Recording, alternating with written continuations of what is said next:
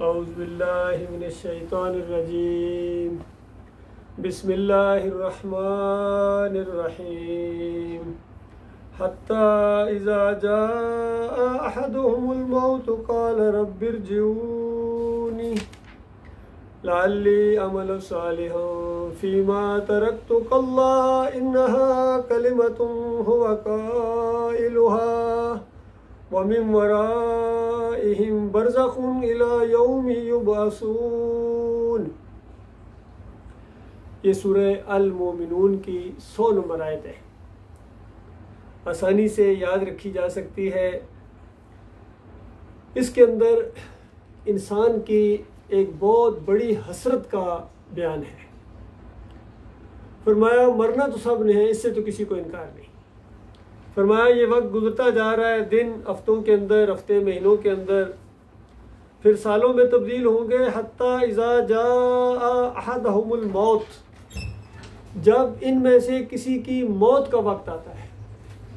आज इनके सामने बड़ी सादा बात, इनकी खैरख्वाही की बात सादा सादा अल्फाज के अंदर बयान की जा रही है। दलाइल पर दलाइल दिए जा रहे हैं। इनकी समझ में ये बात नहीं आ रही है, अक्सरियत की समझ में ये बात नहीं आ रही है।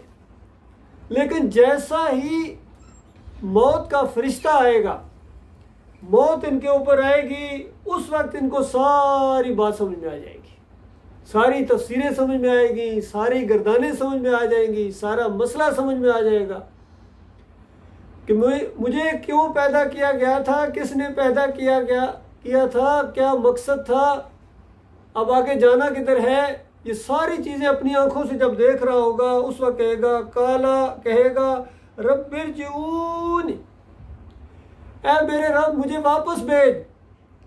मिन्नतें करेगा, तरले करेगा, चीखेगा, चिल्लाएगा, वापस जाना चाहता है, वापस भेज, वापस भेज। इसका मतलब कहीं चला गया है, तभी तो वापस के लिए कह रहा है, वापस भेज।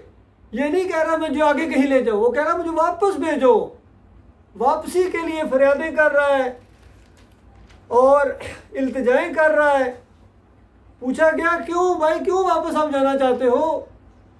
कोई काम दुनियावी हो या किसी से मुलाकात कर रही है? नहीं भाई, वापस भेजो। लअल्ली अमलु सालिहन, अब मुझे पता चला है अमले साले की क्या अहमियत है।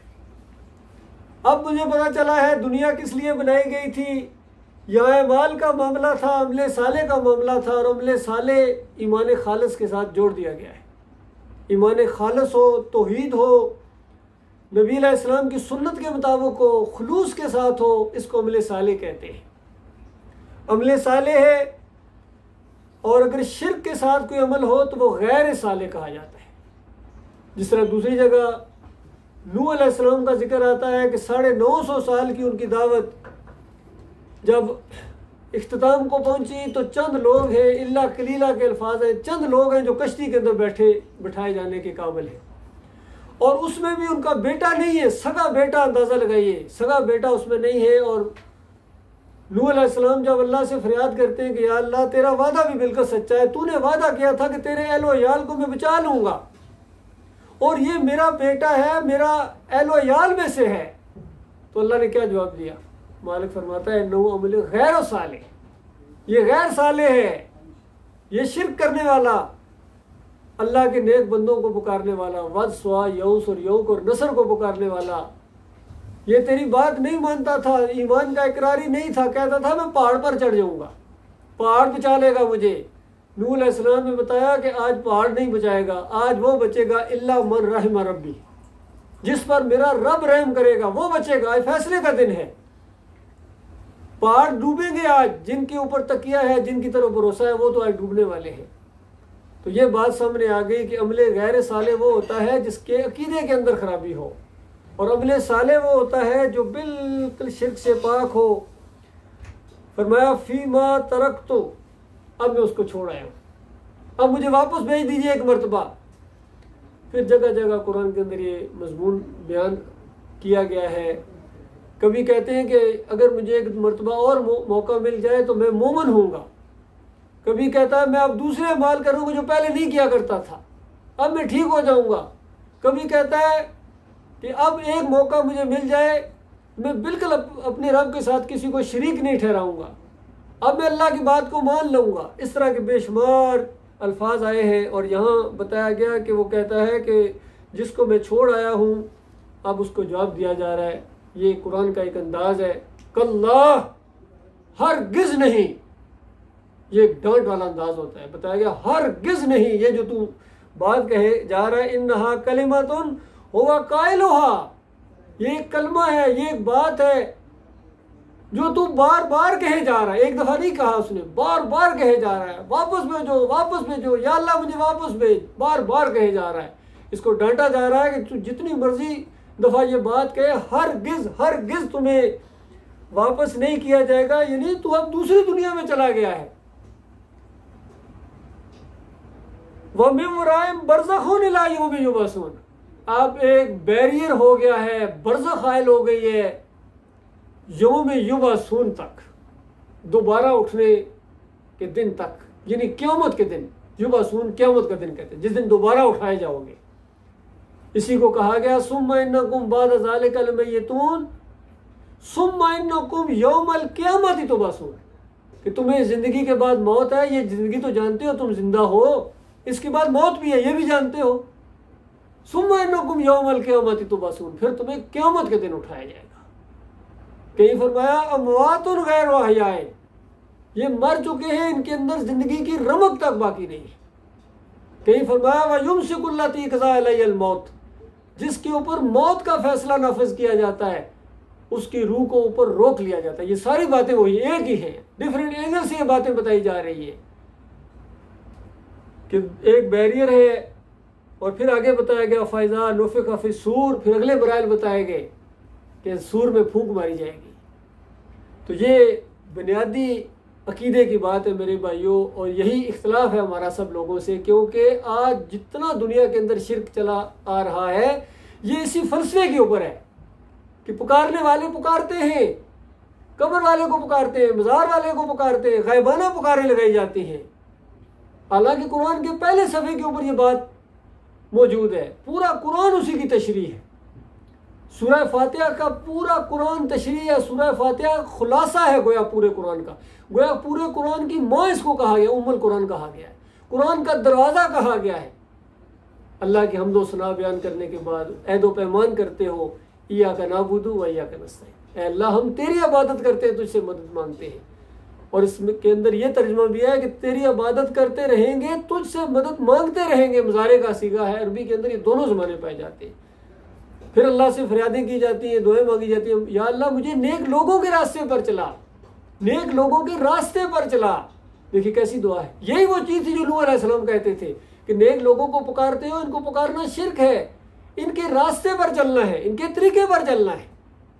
यही चीज़ नबी अलैहिस्सलाम मुशरिकीन मक्का को कहते थे कि इब्राहीम अलैहिस्सलाम को पुकारते हो, या लात बाबा या मनात बाबा पुकारते हो, या इस्माइल अगिसनी कहते हो, या इसहाक को पुकारते हो, तो ये तुम्हारी पुकारों को नहीं सुनते हैं। ये नेक लोग थे, इनके तरीके पर चलो। और फिर अल्लाह ताला ने खुद अपनी तरफ से भी कहा कि तुम इब्राहीम अलैहिस्सलाम के तरीके पर नहीं हो, तुम तो आज़र के तरीके पर हो। इब्राहीम अलैहिस्सलाम तो बुतों के तोड़ने वाले थे, आज़र बुतों को बनाने वाला था। तो बताओ आज के दौर के अंदर कौन तोड़ने वाला और कौन बनाने वाला है? तुम आज़र के तरीके के ऊपर हो। और देखो इब्राहीम अलैहिस्सलाम ने किस तरह आज़र को भी दावत दी थी, अपने वालिद को, अपने घर वालों को, अपने मोहल्ले वालों को, फिर कबीले को, पूरी कौम को, बादशाह तक के सामने यही दावत आई है कि इलाहुकुम इलाहुन वाहिद ला इलाहा इल्ला हुवर रहमान। ये नहीं सुनते हैं, कितने अदब से कहते हैं, बार बार अब्बू जी कहकर पुकारे। अदब एहतराम अपनी जगह, लेकिन बात अपनी जगह। अब्बा जान क्यों पुकारते हो जो तुम्हारी पुकारों को नहीं सुनते हैं? कभी सवालिया अंदाज से कौम को कहते हैं, जब तुम इनको पुकारते हो सुनते इस अंदाज। बात वही है कि नहीं सुनते हैं, इनकी पुकारों से गाफिल है। इसीलिए कहा गया वह हुमन दुआम गाफिलून, वो तुम्हारी दुआओं से गाफिल हैं, तुम्हारी पुकारों से गाफिल है। तो बताओ जब पुकारों से गाफिल है तो फिर तुम्हारे दाता दस्तगीर मुश्किल कुशा कैसे बन गए? सूरह अल हज के अंदर मक्खी की मिसाल दी गई कि, और साथ ही जोर दिया अल्लाह ताला ने कि देखो तुम्हारे लिए एक मिसाल बयान की जाती है, इसको गौर से सुनना, जरा तवज्जो के साथ सुनोगे तुम्हें बात समझ आ जाएगी। कहीं कहा कि जब कुरान पढ़ा जाए तो खामोश हो जाओ, गौर से सुनो ताकि तुम्हारे ऊपर रहम किया जाए। तो ये शर्तें लगा दी, गौर से सुनोगे तो तुम इस बात समझ में आएगी, बात समझ में आएगी तो तुम्हारे ऊपर रहम किया जाएगा। कि सुनो लोगों जिनको अल्लाह के अलावा पुकारते हो, ये सारे अगर मिल जाए ना तो एक मक्खी नहीं बना सकती। मक्खी अगर इनके खुर्दे से कोई चीज़, इनकी नाजों से कोई चीज़ ले जाए, उसको वापस नहीं ला सकते हैं। कितने कमज़ोर हैं। जो माबूद अगर इतना कमज़ोर हो तो जो पुकार रहे वो कितने कमज़ोर होंगे। इस अंदाज से मिसालें दे दे के समझाया अल्लाह ताला ने इस मसले को। और यहाँ जो बुनियादी नुक्ता बयान किया जा रहा है कि जब रूह निकलती है इंसान की, ये क़यामत से पहले इस जिस्म के अंदर वापस नहीं आ सकती है, ना आती है, ना अल्लाह का ये तरीका है। ऊपर बरज़ख का मामला है, वहाँ ही सब कुछ होता है। हस्बे हसीयत उसको जिस्म मिलता है और अजाब या राहत का दौर गुजरता है। फिर शोदा के लिए तो बिल्कुल वाज़े तौर पर बातें आ गई। शोदाए ओहद के बारे में जब वो शहीद हुए तो नबी अलैहिस्सलाम ने फरमाया, बल्कि पूछा नबी अलैहिस्सलाम ने, अब्दुल्लाह बिन मसूद ने पूछा कि या रसूलुल्लाह, ये जो कुरान के अंदर आया है कि जो अल्लाह के रास्ते में कत्ल हो जाए, इनको मुर्दा ना कहो, मुर्दा ना समझो, तो ये तो जिंदा है, खाते पीते हैं, इसका क्या मतलब है?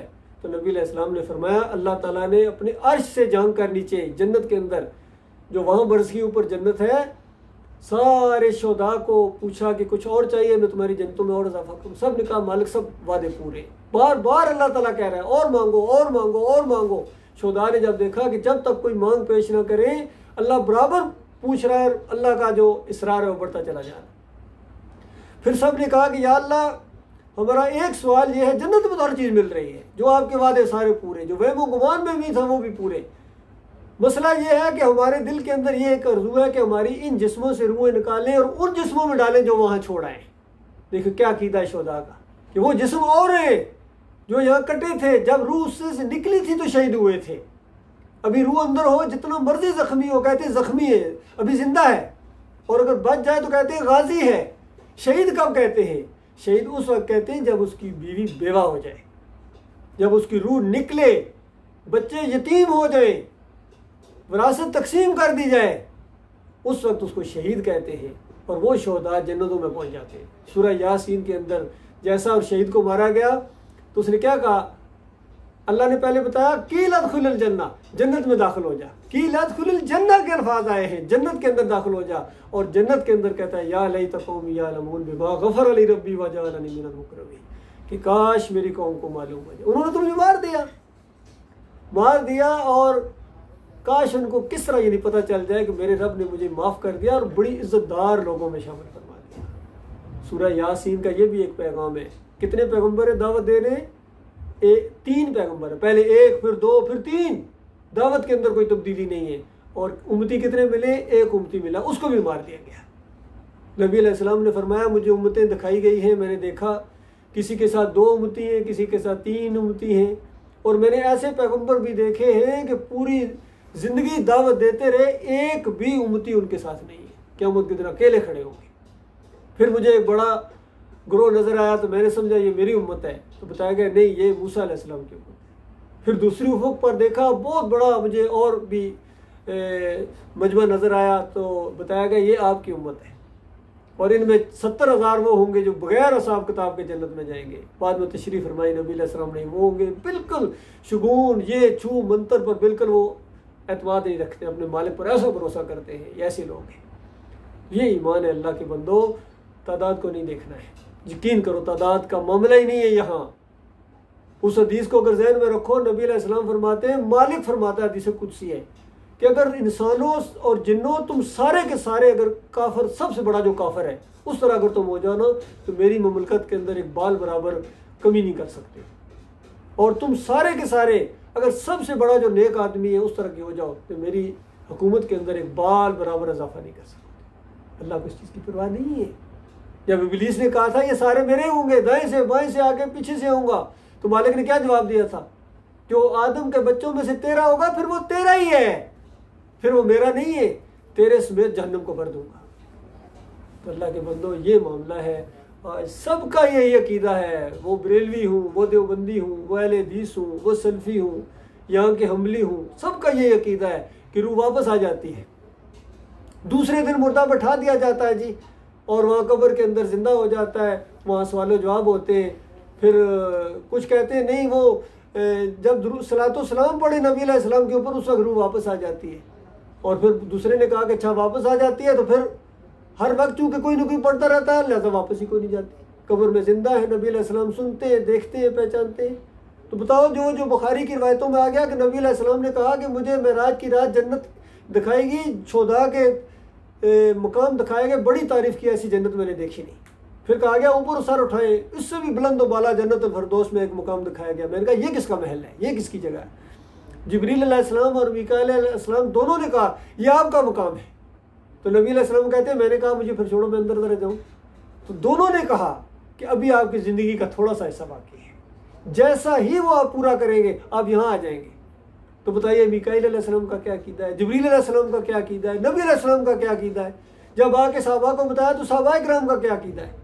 सबका यही अकीदा है कि शुहदा जन्नतों में ज़िंदा है, नबी अलैहिस्सलाम जन्नत में ज़िंदा है, इस दुनिया में नहीं आते जाते हैं। ये जो हमें बताया गया है कि वो जनाब जंगों में आ जाते हैं, घोड़ों पर देखा था, सब्ज़ चुगे वाले पहने थे, ये सब झूठ है, अल्लाह के बंदो, फ्रॉड है, शिर्क है, याद रखिए। तो ये वो वजह है कि आज उम्मत मुसलमान को जो पूरी हर जगह पूरी ज़मीन के ऊपर ये उनकी दुर्गत बनी हुई है, ये इसी शिर्क की वजह से। मेहरबान अल्लाह फरमाता वांतुमुल आलाउना इन कुंतुम मोमिनीन, अगर तुम मोमिन बन जाओ तुम सरबुलंद रहोगे। तो बताओ अल्लाह का वादा झूठा है? अल्लाह की बात सच्ची है, लेकिन मशरूत बात है, इन कुंतुम मोमिनीन कहा था, तुम मानने वाले बन जाओ, इस कुरान के मानने वाले बन जाओ, इसको झुटलाने वाले ना बनो। और बड़े बड़े उलमा हैं, यकीन कीजिए, उनकी लिस्ट बनाए तो गिने नहीं जा सकते हैं, इतनी बड़ी तादाद है उनकी जिन्होंने अल्लाह की किताब के खिलाफ अकीदे दिए हैं। इस वजह से हम इनके पीछे नमाजें नहीं पढ़ते हैं, इस वजह से हम इनके जनाजे नहीं पढ़ते हैं, क्योंकि शिर्क करने वालों पर अल्लाह ताला ने जन्नत को हराम करार दे दिया। पहले समझाओ, हमारा तो तजर्बा, आप तो समझाते भी रहे इनको, ये मानने वाले नहीं है, इनकी अक्सरियत मानने वाले नहीं है। आज एक हिंदू से थोड़ी सी बात हुई, बात उसने समझी भी, कहता फिर वो थोड़े से बंदे, बाकी सारे क्या होगा मामला। ये तो हिंदू भी यही कहता है, सारे माने तो कुछ बात बने नहीं, थोड़े से मानने से क्या फ़र्क पड़ेगा।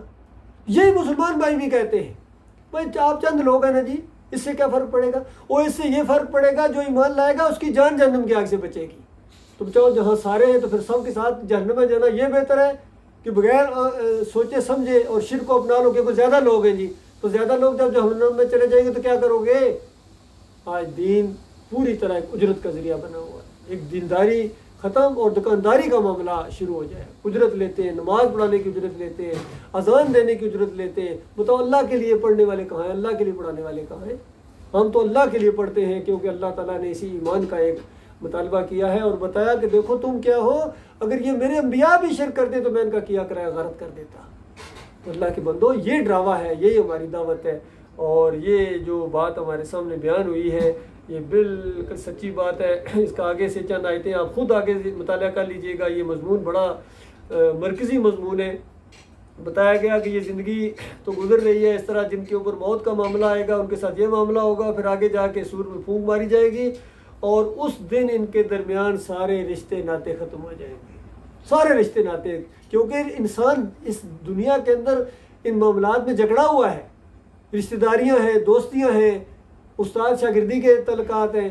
फरमाया ये तुम्हें वहाँ बचाने वाले नहीं है, ये सारे रिश्ते नाते ख़त्म हो जाएंगे और कोई एक दूसरे को नहीं पूछेगा। उस वक्त जिनके पलड़े भारी होंगे वही फलाह पाएंगे, भारी होंगे ईमान अकीदे की वजह से, और जिनके पलड़े हल्के होंगे वही लोग हैं जिन्होंने अपने आप को घाटे में डाल दिया, वो जहन्नम में हमेशा रहेंगे।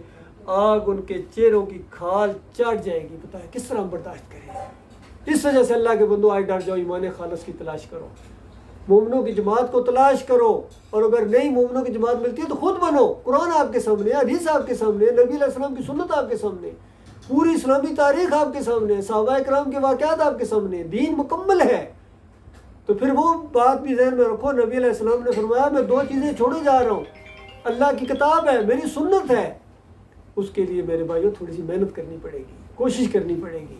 देखो दुनियावी मामलात में कितनी कोशिश करती हो, कितनी मेहनतें करते हो, तब जाके थोड़ा सा मामला होता है। तो जन्नत के लिए क्या आप समझते हो, कोई आपको कोशिश नहीं करनी पड़ेगी, कोई मेहनत नहीं करनी पड़ेगी। और जब कानों में ये बात पड़ चुकी है कि ये ईमान अकीदा ये होना चाहिए, शिर्क ये है और ये शिर्क फैलाने वाले ये हैं, इनसे बेजारी का ऐलान करना लाजमी है, ईमान का हिस्सा है। मालिक फरमाता है इनकी खालें वो चाट जाएगी वो जहन्नम, और उनके जबड़े बाहर निकलाएंगे, अंदाजा लगाइए। और बताया जाएगा क्या तुम वही लोग नहीं हो, मेरी आयातें तुम्हें सुनाई जाती थी और तुम उन्हें जुटलाते थे। वो कहेंगे ऐ हमारे रब, हमारी बदबख्ती हम पर छा गई, हम वाकई गुमराह लोग हैं। वहाँ तो सारे इकरार करेंगे, आज हमें ही कहते हैं इनको गुमराह ना कहो, इनको मुशरिक ना कहो। वो वहाँ वो खुद कहेंगे मुशरिक थे, हम गुमराह थे, बताओ उस वक्त क्या करोगे? इसलिए मेरे प्यारे भाइयों, ये मुख्तसर वक्त है, लेकिन यकीन कीजिए आप इस ईमान अकीदे के साथ आप कुरान को पढ़ें, आपको अल्हम्दुलिल्लाह से लेकर वन्नास तक आपको यही मसला मिलेगा। तो ये असल चीज़ है। सारे अम्बिया ने लाखों के हिसाब से, यानी कमो बेश 1,24,000 पैगम्बर मुख्तलिफ इलाकों में आए हैं, मुख्तलिफ दौर में आए हैं, और सब ने एक ही दावत दी। बताइए, इनके आपस में राब्ते नहीं थे, लेकिन देखिए हर पैगम्बर की दावत यही है। एक आयत के अंदर अल्लाह ताला ने इस दावत को बयान कर दिया, वलक़द बाअसना फ़ी कुल्लि उम्मतिन रसूलन अन इअ्बुदुल्लाह वज्तनिबुत ताग़ूत।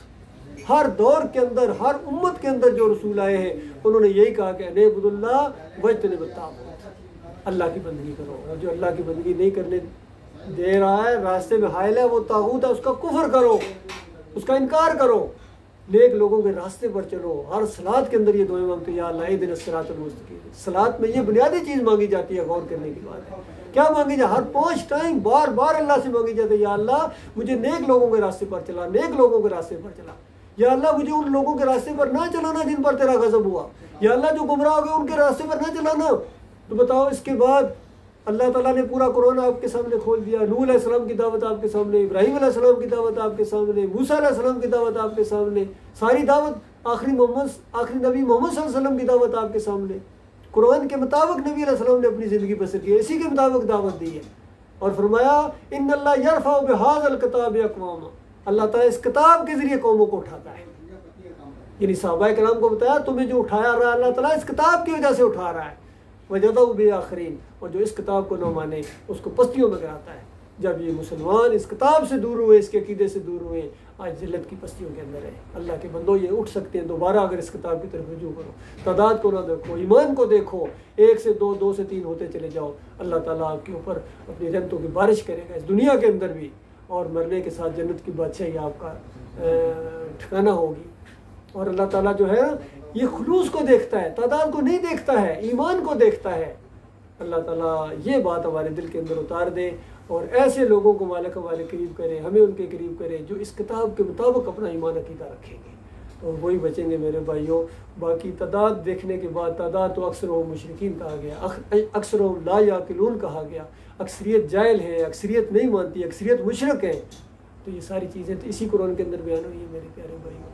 अल्लाह ताला से दुआ है अपने लिए भी, आप भाइयों के लिए, जहाँ जहाँ तक ये आवाज़ पहुँचे कि मालिक ईमान की बात को अल्लाह ताला दिल के अंदर उतार दे, क्योंकि इसी के ऊपर आखिरत का फैसला होना है। लिहाजा अस्तगफिरुल्लाह ली व लकुम।